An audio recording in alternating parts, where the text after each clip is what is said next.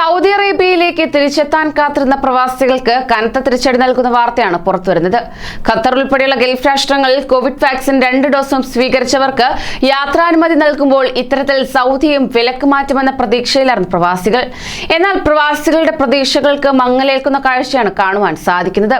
നമസ്കാരം, പ്രവാസി മലയാളിയിലേക്ക് സ്വാഗതം. പ്രവാസി വാർത്തകൾക്കായി ഈ ചാനൽ സബ്സ്ക്രൈബ് ചെയ്യും.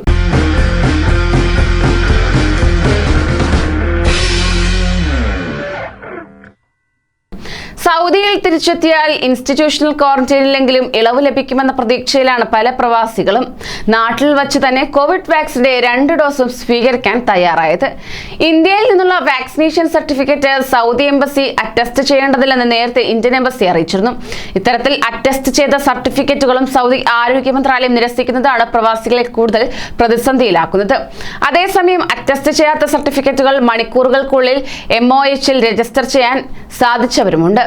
MOHൽ രജിസ്റ്റർ ചെയ്യാൻ നിരവധി തവണ ശ്രമിച്ചിട്ട് പരാജയപ്പെട്ട പലരും ഇതിനോടകം തന്നെ ശ്രമം ഉപേക്ഷിച്ച് സൗദിയിൽ തിരിച്ചെത്തിയിട്ടുണ്ട്. വാക്സിൻ എടുത്ത് അറ്റസ്റ്റ് ചെയ്ത സർട്ടിഫിക്കറ്റ് കൈവശമുണ്ടായിട്ടും 1.5 ലക്ഷത്തിലധികം രൂപ ചെലവഴിച്ച് ഇൻസ്റ്റിറ്റ്യൂഷണൽ ക്വാറന്റൈൻ പൂർത്തീകരിക്കാൻ ബാധ്യസ്ഥരാകുകയാണ്.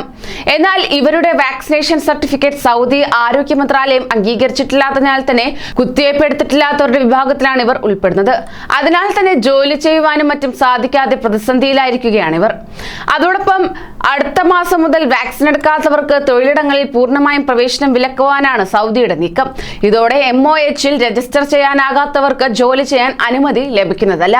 ഈ പ്രതിസന്ധി മറികടക്കുന്നതിനായി സൗദിയിൽ നിന്ന് വീണ്ടും വാക്സിൻ സ്വീകരിക്കാനുള്ള ശ്രമത്തിലാണ് പല പ്രവാസികളും. എന്നാൽ ഈ പ്രവണത ശരിയല്ലെന്നാണ് ആരോഗ്യരംഗത്തുള്ള വിദഗ്ധർ പറയുന്നത്. അതേസമയം സർട്ടിഫിക്കറ്റുകളുടെ അറ്റസ്റ്റേഷൻ ഉൾപ്പെടെ സൗദി ആരോഗ്യ മന്ത്രാലയത്തിന്റെ എല്ലാ നിർദ്ദേശങ്ങളും പാലിച്ചിട്ടും തവൽക്കനയിൽ അപ്ഡേറ്റ് ചെയ്യാൻ സാധിക്കാതെ നെട്ടോട്ടമോടുകയാണ് ആയിരക്കണക്കിന് പ്രവാസികൾ. ലക്ഷക്കണക്കിന് രൂപ ചെലവഴിച്ച് പല രാജ്യങ്ങൾ താണ്ടി സൗദിയിൽ തിരിച്ചെത്തിയിട്ടും ജോലി ചെയ്യാനാകാതെ താമസ സ്ഥലങ്ങളിൽ നിന്ന് പുറത്തിറങ്ങാൻ പോലും സാധിക്കാത്ത ഗതികേടിലാണിവർ. നയതന്ത്ര തലത്തിൽ കൂടുതൽ ശക്തമായ ഇടപെടലുകൾ നടത്തി ഈ പ്രതിസന്ധിക്ക് പെട്ടെന്ന് തന്നെ പരിഹാരം കാണണമെന്നാണ് പ്രവാസികളുടെ ആവശ്യം. കൂടുതൽ പ്രവാസി വാർത്തകൾക്കായി ഈ ചാനൽ സബ്സ്ക്രൈബ് ചെയ്യൂ.